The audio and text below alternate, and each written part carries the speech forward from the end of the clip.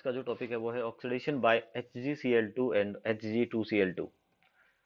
क्या आप बोलते हैं, पहले इन दोनों को वो देख लेते हैं। HgCl2 जो है ना, उसको बोला जाता है कोरोसिव कोरोसिव सब्लिमेट। इसको बोला जाता है कोरोसिव सब्लिमेट, ठीक है। और Hg2Cl2 जो है ना, ये तो आप फैमिली रेस के साथ इसको बोला जाता है केलोमल। आप लोगों ने इलेक्ट्रोकेमिस्ट्री में पढ़ा होगा केलोमल इलेक्ट्रोड, तो वहां से आप रिलेट कर सकते हैं इसको, ठीक है। तो देखिए, इसकी रिएक्शन बहुत ही सिंपल है, बहुत ही सिंपल रिएक्शन है इसकी। इसकी रिएक्शन क्या होती है उससे पहले कुछ पॉइंट हम लिख लेते हैं इसमें, ठीक है। तो पॉइंट है HgCl2 is reduced by aldehyde to give white precipitate white precipitate of calomel, white precipitate of calomel आप बोल सकते हैं, ठीक है। या फिर आप बोल सकते हैं Hg2Cl2, ठीक है। जो केलोमल होता है, it further react it further react with aldehyde. वो एल्डिहाइड के साथ वापस से रिएक्ट करता है, वो एल्डिहाइड के साथ वापस से रिएक्ट करता है, राइट।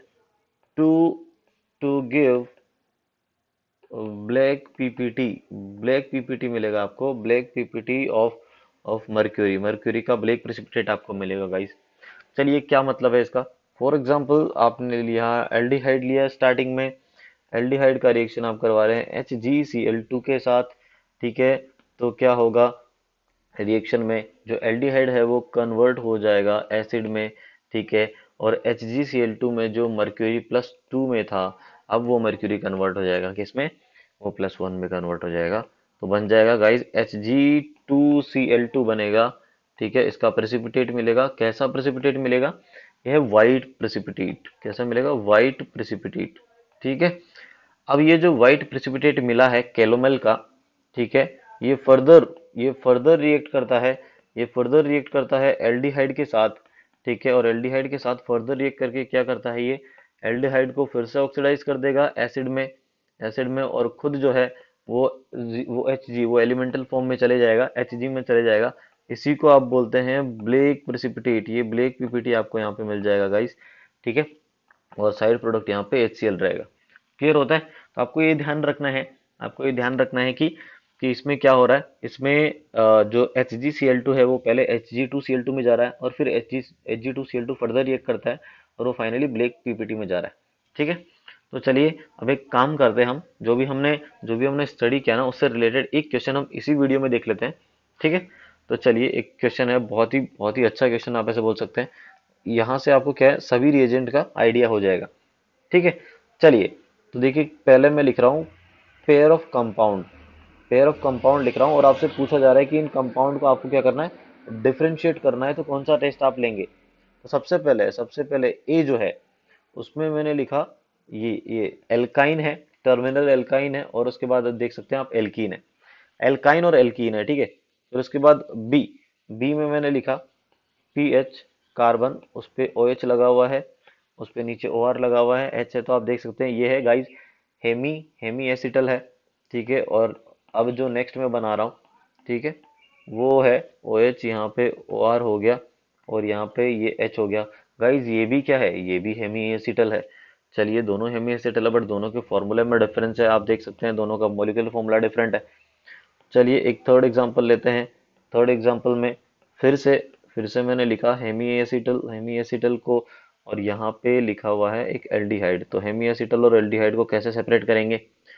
और सबसे लास्ट जो है डी, वो है गाइस बहुत ही सिंपल, एल्डिहाइड सॉरी कीटोन और एल्डिहाइड। तो कीटोन और एल्डिहाइड को कैसे करेंगे। तो आपके पास क्या क्या है, आपके पास आप क्या क्या यूज कर सकते हैं, तो वो मैं लिख रहा हूँ टेस्ट फॉर डिफरेंशिएशन, ठीक है, टेस्ट फॉर डिफरेंशिएशन। तो डिफरेंशिएशन के लिए आपके पास कौन कौन सा टेस्ट है। सबसे पहले पी आप मान लीजिए, पी है आपके पास टॉलेंस, ठीक है। आप क्यू मान लीजिए, आपके पास फेलिंग सॉल्यूशन है, Fa+Fb, उसको मैं लिख रहा हूँ फेलिंग सॉल्यूशन को। आर आप मान लीजिए, आपके पास क्या है, बेनेडिक्ट है, ठीक है। और सबसे लास्ट एस जो है आप मान लीजिए वो क्या है, शिफ्ट रिएजेंट है। ठीक है, तो इन चार से अब स्टडी करते हैं। सबसे पहले टर्मिनल एल्काइन एंड एल्कीन जो है, अब देख सकते हैं टॉलेंस रिएजेंट टर्मिनल एल्काइन के साथ एसिड बेस रिएक्शन करता है, बिल्कुल सही है। एल्कीन के साथ नहीं करेगा, तो टॉलेंस से तो आप इसको कर सकते हैं, राइट। अब आया बेनेडिक्ट का और फेलिंग सॉल्यूशन का। बेनेडिक्ट और फेलिंग सॉल्यूशन जो है दोनों एसिड बेस रिएक्शन नहीं दिखाते हैं, ठीक है, एसिड बेस रिएक्शन नहीं दिखाते वो सब, ठीक है।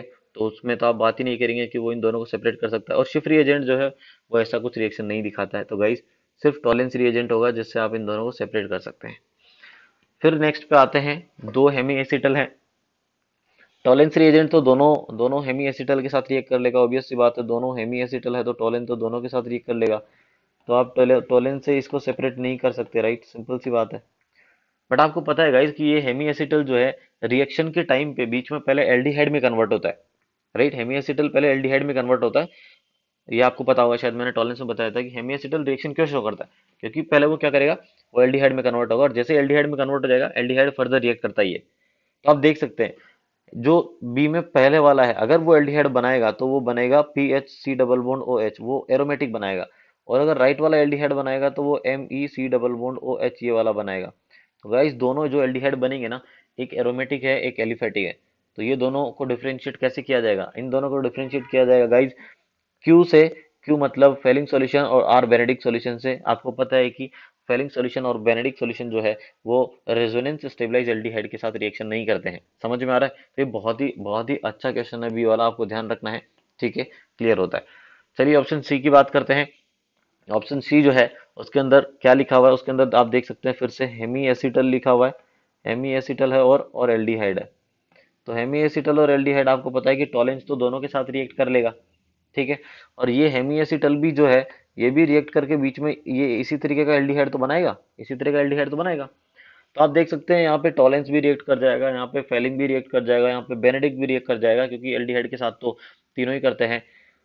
बट शिफ्ट रिएजेंट जो है गाइस, शिफ्ट रिएजेंट जो है इस हेमी एसिटल के साथ रिएक्ट ही नहीं करता। आपको पता है ना कि शिफ्ट रिएजेंट जो है वो हेमी एसिटल के साथ रिएक्ट ही नहीं करता है। तो आप यहाँ पे यूज करेंगे शिफ्ट रिएजेंट, एस की बात कर रहा हूँ, या फिर मैं डायरेक्टली लिख देता हूँ कि आप यहाँ पे शिफ्ट रिएजेंट यूज कीजिए। शिफ्ट रिएजेंट से आप क्या करेंगे, इन दोनों को, इन दोनों कंपाउंड का जो मिक्सचर है उसको सेपरेट कर सकते हैं। और सबसे लास्ट के बारे में तो क्या ही मैं बताऊं, जो कीटोन है वो तो किसी के साथ नहीं रिएक्ट नहीं करता, और एल्डिहाइड सभी के साथ रिएक्ट करता है। तो यहाँ पे तो सिंपल आ जाएगा पी क्यू आर एस। सभी रिएजेंट आप यूज कर सकते हैं एल्डिहाइड और कीटोन को डिफरेंशिएट करने के लिए, ठीक है। तो आई होप क्लियर हुआ है, समझ में आया। आई थिंक हम जो है टोटल 5 मेथड स्टडी कर चुके हैं। पहले टॉलेंस हमने स्टडी किया, फिर फेलिंग स्टडी किया, फिर बेनेडिक्ट था, उसके बाद शिफ्ट रिएजेंट, और सबसे लास्ट में HgCl2 और Hg2Cl2, कोरोसिव सब्लिमेट और कैलोमल, ठीक है। तो ये था ऑक्सीडेशन से रिलेटेड एल्डिहाइड के, ठीक है। तो ये सभी जो रिएजेंट है इसमें सबसे ज्यादा इंपॉर्टेंट है गाइस टॉलेंस और फेलिंग सॉल्यूशन, ठीक है। तो मैंने उसी ऑर्डर में पढ़ाया जिस ऑर्डर में प्रायोरिटी रहता है, क्वेश्चंस पूछे जाते हैं। तो स्टार्टिंग के दो पे ज्यादा फोकस करें आप, बाकी को भी आपको पढ़ना है, बट आप, ठीक है, आपको पता है कि कौन ज्यादा इंपॉर्टेंट है तो उसको किस तरीके से आपको पढ़ना है। चलिए चलते हैं फिर।